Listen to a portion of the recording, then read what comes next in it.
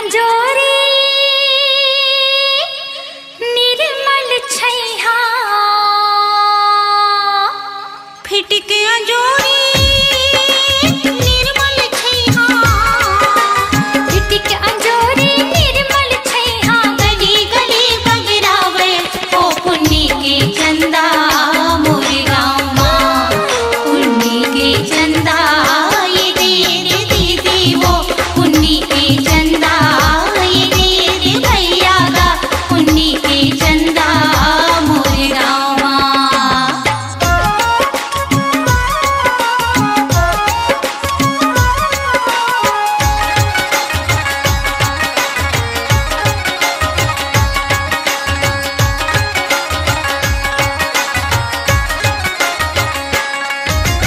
आषाढ़ महीना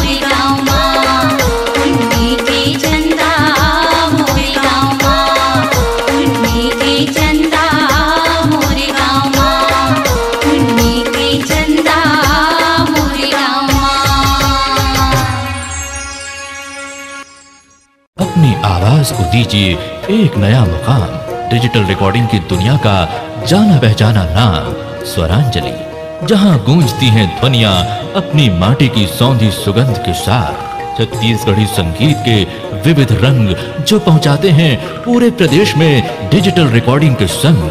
स्वरांजलि स्टूडियो, नेमीचंद गली नंबर 2, गंजपारा, रायपुर।